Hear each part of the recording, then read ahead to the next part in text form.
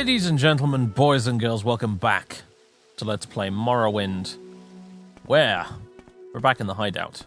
Previously, in case you'd forgotten, hello Julan, we visited the Arabanimson Ashlander camp to take care of some business for the Kaushtababi Ashlanders. We took care of that with some gusto. Then headed on up to see Master Arian again to turn in our quest to drive the Halali out of Ordinator, which we did.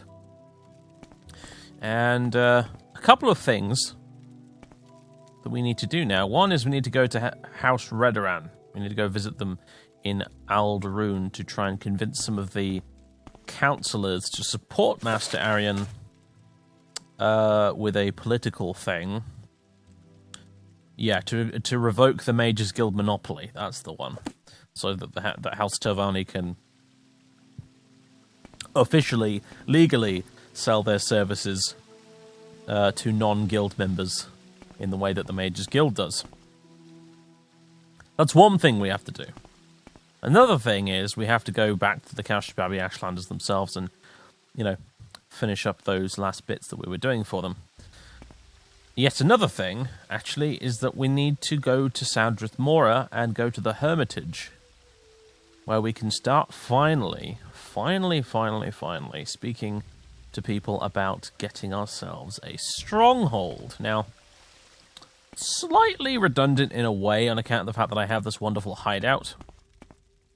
I may have to connect the two with some sort of, you know, magical portal-y type thing like we've got here in order to actually make it work, because essentially the Stronghold is a player home.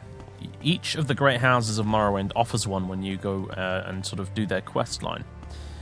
And it's unlike the player homes in subsequent Elder Scrolls games. It is quite an involved process, actually. In subsequent Elder Scrolls games, you basically just hand over the money to whichever NPC is responsible for it, and you get the house, and then you can sink additional cash into buying furniture and things for the house. And that's kind of it, really. In this game, however, you actually have to build the place, and you actually need to seek planning permission, believe it or not. And there's a whole process involved of hiring people to work at your stronghold and building it up through a number of phases. And it's basically quite an in-depth process. It should come really as no surprise that Morrowind's player home sort of feature is more in-depth than the other games, because it's just the way it is. But we will be embarking on this process very soon, and particularly because we're playing as House Talvani, the process for doing this will be extra interesting, extra weird. And additionally, I do have a mod installed called, that's a really good question. What is it called? Uvirith Reborn or something? No, I don't think that's it. Basically, I forget what it's called off the top of my head, but it is a mod that expands the entire player home building process in this game for House Telvanni even more over what the original game offered, which is honestly pretty great. I don't think I've ever used it before. I've played this game for well over a decade now, so it's sometimes a little bit difficult to remember what I have and haven't tried out. But I don't think I've tried this one yet.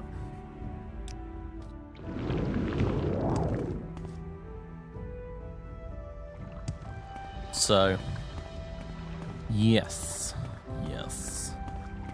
It occurs to me I could have gone up to the top there to the Mages Guild in order to get transport.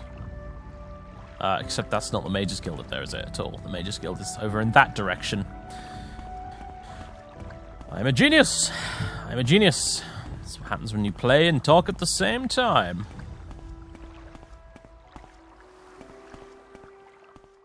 As part of the reward Fathis received for his previous job for Master Arian, he received a book called Incident in Necrum. It's an interesting book in and of itself, but more interesting is the city of Necrum itself. Described as being one of the 8 great cities of Morrowind, Necrum is also known as the City of the Dead. It is a holy place, not unlike Vivec in some ways. Its streets patrolled by the so-called Ordinators in mourning and visited by a regular stream of pilgrims. Necrum is where many of the Dunmer dead are buried, particularly those of great houses and clans beneath the city. In its great catacombs, a honeycomb network of ancient barrows, wherein the honoured dead of Morrowind rest. Fathis does not know who his true parents were, but if he has ancestors in Morrowind who are relatively powerful or influential, it is not unlikely their remains might be found there, deep below the city of the dead, in a dark corner of a musty tomb. As to whether Fathis will visit the place, in time, he probably will make a pilgrimage of his own to the furthest east of Morrowind to see the ancient city for himself. For now, though, he has more pressing concerns, chief of which, among them, is the exciting news that he will soon begin the construction of a personal stronghold, effectively joining the ranks of Morrowind's landed nobility. Precisely where this stronghold will be and what form it will take are unknown to him at present, but the prospect is nevertheless an exciting one, and for the moment he decides that all of the tasks will take a back seat to pursuing this one temporarily. Speak freely, except for friend. perhaps returning the Ashlander remains currently secured in a sack among his other belongings. They definitely need to go.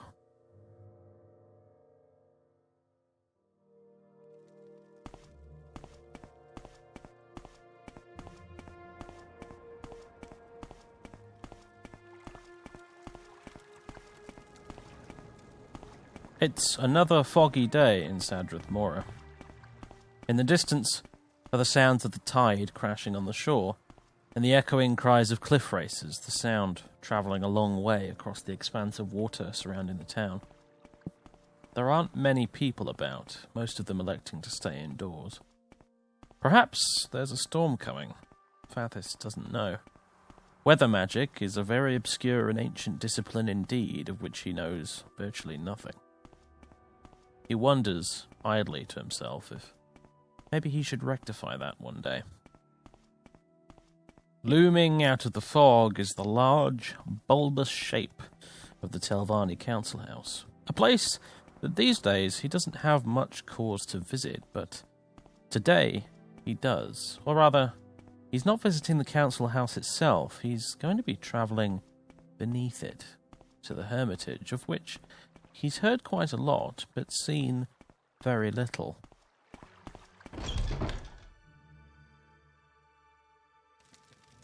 Right, okay, we're here in the Council House, which is where we actually do need to be. However, Master Arian did actually neglect to mention where this person is that I'm looking for.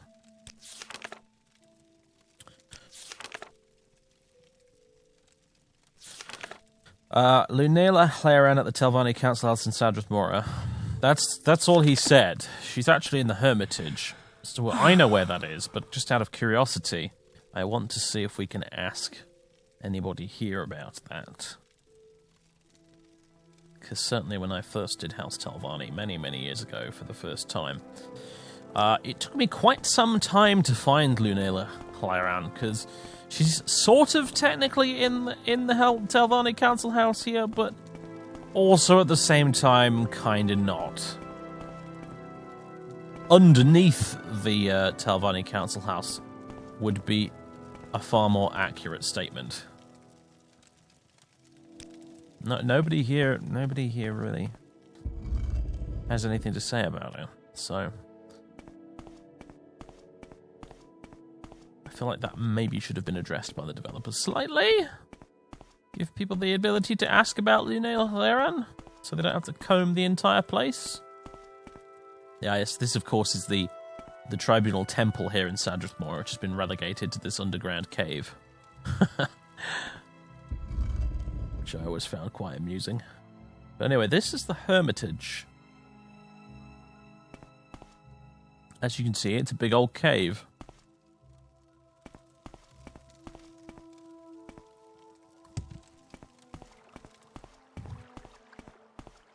Full of mushrooms and giant crystals, and this is the lady we've come to see. Are you here to discuss your stronghold? Yeah, well, the lack thereof currently. Yes, I can build you a tower of your own, Spellwright. First, you must acquire a construction contract from Duke Vadem Dren. Then, you bring me 2 strong souls to form the foundations of your stronghold. So about this construction contract, then. House Telvanni has expanded too quickly. We have allowed our young and ambitious to build unauthorized bases all across Vvardenfell. To avoid trouble with the Grand Council, you should make your stronghold official.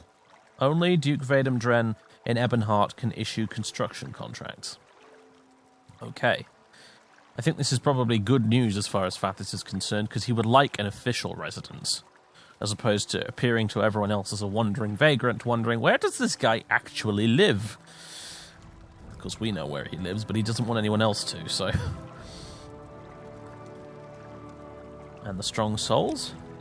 Here, take these grand soul gems, fill them with the souls of a suitable Daedra. The best souls to use are Storm Atronachs, but more powerful Daedras such as Winged Twilights and Golden Saints will work as well. We need a pair of grand souls, basically. Now, this is very easy to do if you can summon any of those creatures.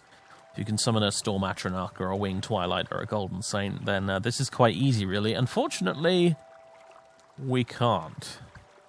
Best we can do is a Dremora, I think.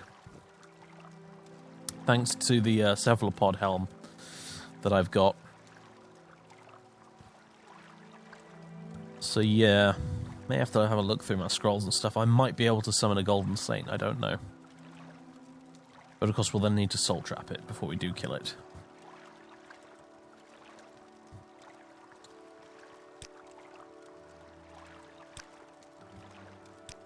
Right, so that is... We do need to take care of this Aldaroon business. We do need to go to Kashtababi camp. And we do ultimately, at some point, need to humour Caius a bit by visiting the Urshalaku. And to be fair, I'm sure Fathis is more than a little curious himself about this whole Nerevarine cult thing, even though, you know... It ultimately seems a little preposterous to him.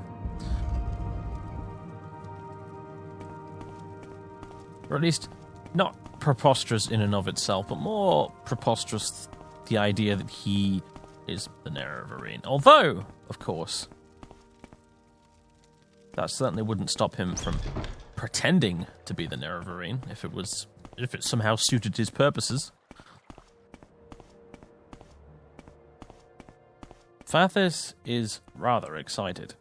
The fact that he's going to require a contract or a deed from the Duke himself to build his stronghold is very, very interesting to him, because it means that it's probably going to be quite a substantial stronghold indeed. No dingy ancient tower like Ordinator for him.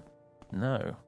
It seems he's possibly going to get a proper Telvanni stronghold, a wizard tower like many of the other nobles, possibly with a small settlement, a fief of his own to govern.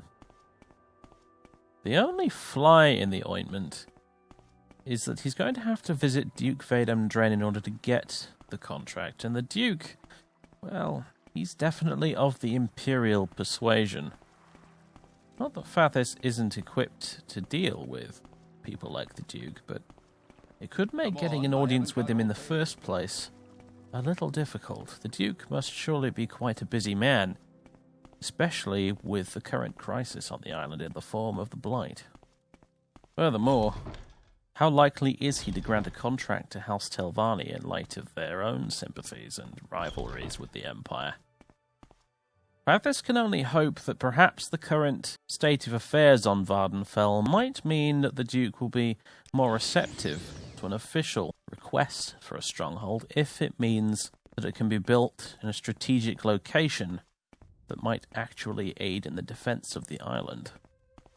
The location of his stronghold is really of no major concern to Fathers. He merely wants to have one almost for the sake of having it. It's a badge of office, a measure of recognition for his status and influence. And more to the point, a place where he can conduct his activities in an official capacity instead of always lurking in his personal hideout beneath Vivec City. Of course, he's always going to need his hideout. There are things about his past, and about his present for that matter, that will necessarily have to remain a secret from prying eyes, and his hideout will always be a perfect place for that. He may simply have to set up some form of teleporter in the same fashion that he did with the ancient temple to Thanatos. He takes a short boat ride around Vivec City and to the docks of Ebonheart.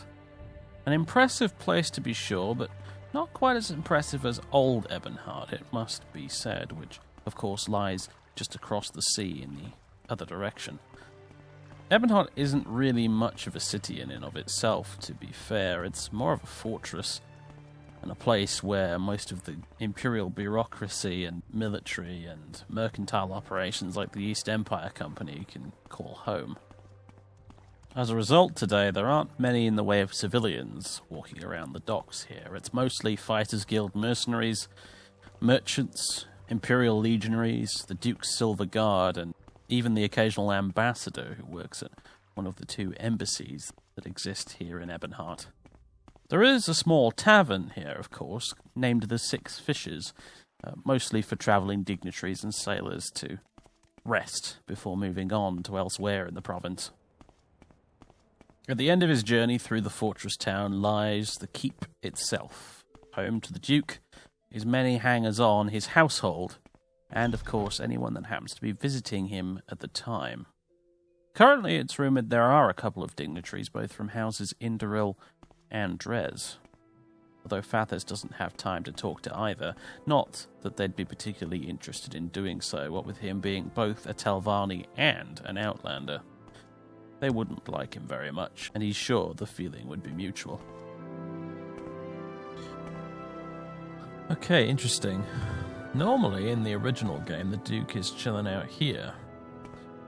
But not now, it seems. Also, the Duke's guards here, in their silver armour, don't look nearly as cool in the original game. Morrowind Rebirth seems to have added a whole bunch of extra armour pieces for them, and that looks very, very cool indeed. Where might we find him? In here, perhaps? Welcome, Father Sullivan. Perhaps you're interested in running an errand for me. If it'll get me an audience with the Duke. I need someone to deliver this letter for me. It's important that it get to Jazir at the East Empire Company as soon as possible. You should also have something for me in return, which I'll need you to bring back. Can you do this? Excellent. Here's the letter. Please give it to him as soon as possible. Just tell Jazir you have a delivery from Lalam Dreadel. He will know what to do, and should give you something to bring back to me. I think Fathers is going to do this, based on the possibly mistaken assumption that this will allow him an audience with the Duke.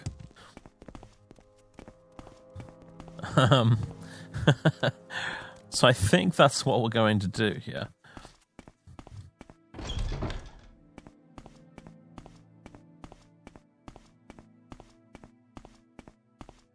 It also does occur to me, I must admit, that we may want to enact a swift change of clothing before visiting the Duke, because we're sort of dressed in our scruffy travelling outfit right now. Perhaps I should wear something slightly more, I don't know, regal. Now then, East Empire Company, where would we find them?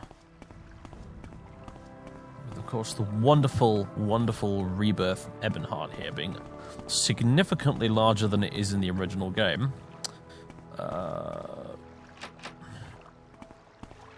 However, I genuinely do not quite know where we might find the East Empire Company.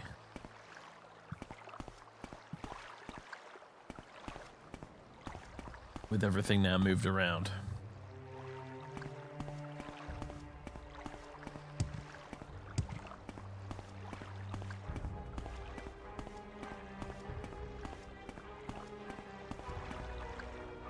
No, we don't want the guard tower. Hall of Wonders.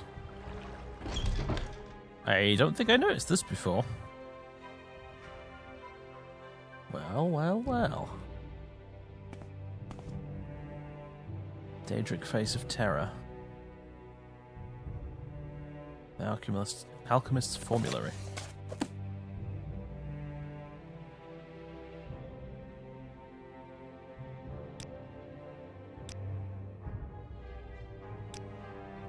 Ah, you sell some of these volumes.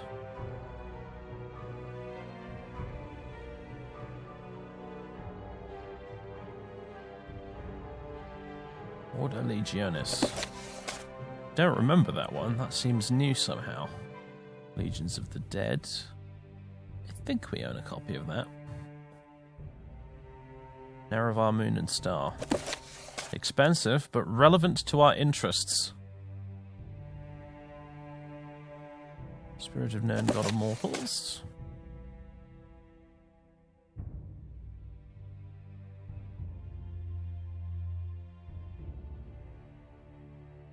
The Monomyth.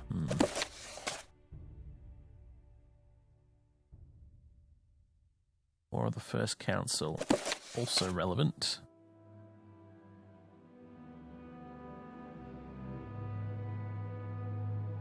Might I be able to barter you down slightly, sir? There you go. Adamantium armor.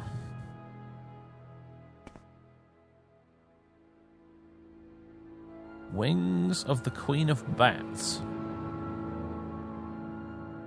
Fascinating. A Golden Saint Cuirass. Surprisingly, only armor rating 6, but that's probably because it's medium armor and Fathis is not skilled in that.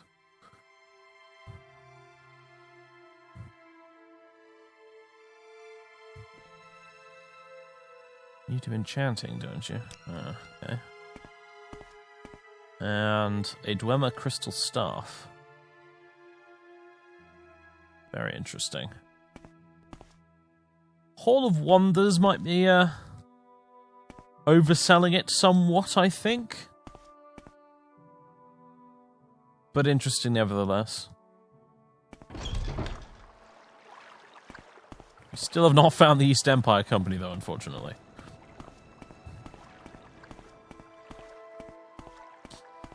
Perhaps over here? Or here?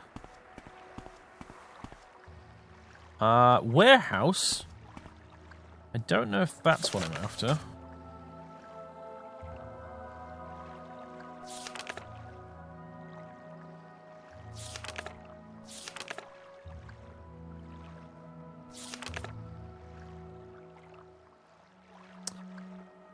Jizya.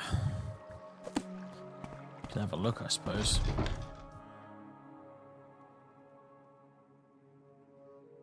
Okay, just a couple of mercenaries guarding the place.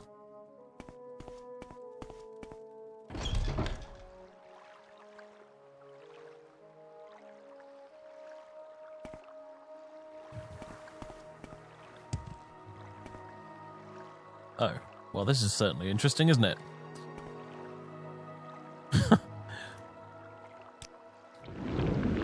Which architect designed this? An architect, possibly, I don't know, to be fair, possibly an architect cognizant of the fact that levitation magic exists. East Empire Company Hall, I think this is what we're after. Ah, Jizya, I presume. What does Agent want of Khajiit? I have a delivery for you. Ah, he sent you with his delivery, did he? It is good you have brought it to Jizya. Here, take this back to him. He will be expecting it. I haven't bothered to look at what is in these letters.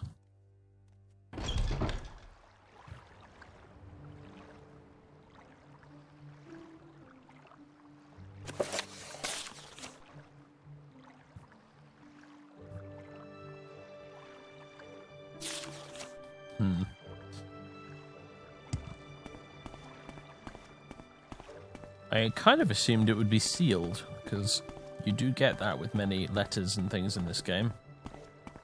You'll try to read it and it will prompt you with a message box saying, do you wish to break the seal and read the contents? And of course, if you do so, it will be noticed that you've tampered with it. Apparently this one was not sealed, nor was it in fact encoded either, because that also happens quite a lot. Very curious.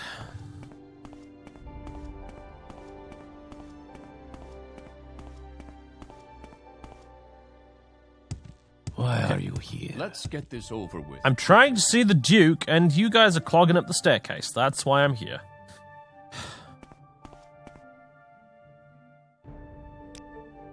You've delivered the package. Excellent. And you have a letter from Jazir. Well done. Here is your reward. May I now see the Duke? Ah, okay. Duke Vedemdran. I am Vedemdran, Duke of Vardenfell. Welcome to Ebonheart, Outlander. Okay. Construction contract. Well, it is good to see a Telvanni properly asking for a construction contract, a welcome change. However, I am not sure if I should issue you a contract. Vardenfell faces many threats today. I will grant you a contract if you vow to do what you can for my people and not just for the Telvanni. That is a very broad and open-ended vow that is open to a great degree of interpretation, and therefore, Fathers will absolutely vow that he will do what he can. That is good enough for me. Take this contract, use your stronghold for the defense of my people, and as an aid in your fight against our enemies. We have the contract. There is someone. Speak, traveler. I can tell. We are electing to politely not comment on the Duke's facial hair and eyebrows being a different colour from his hair on his head. Also didn't get changed in the end. Never mind. Sort of know where to get changed, really. Right, well, with that taken care of, let's have a look at the contract while we're here.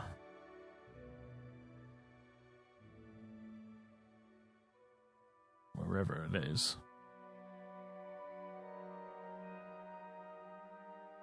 There it is. It's worth quite a bit of money, actually. By the grace of Almsevi, lords and rulers of all, His Grace the Duke of Vardenfell hereby grants Fathis Ulven the right to build a stronghold and village of no more than 50 persons and of no more than 400 feet in any direction. Fathis Ulven may hire no more than 10 men-at-arms and retainers to defend the stronghold. Yes, hire.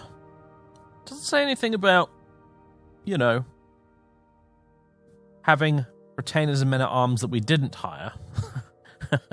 You know, for example, walking skeletons, things of that nature. Fathis Ulven must protect the settlers who dwell within the bounds of the stronghold. Fathis Ulven must swear loyalty to the crown of His Grace the Duke of Vardenfell and to Almsevi. If Fathis Ulven does not abide by these terms, this contract is null and void and the rights to the stronghold reverts to His Grace the Duke of Vardenfell. Seal of His Grace, Duke of Vardenfell, Duke Vedemdran. Seal of the vassal, Fathis Ulven. A vassal. We are officially a vassal. And yes, this contract is worth 5,000 gold. Interestingly enough. You would, of course, be incredibly stupid to sell it. But it does. It's a nice touch, right? It's a nice touch that they decided to make the contract actually valuable, even though you'd be mad to sell it. Because, of course, it would be. A contract to build a stronghold from the Duke himself, that's worth a great deal of money to the right people.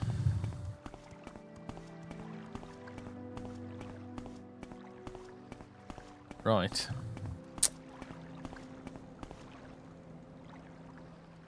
Now just the souls. That might be a slightly trickier task.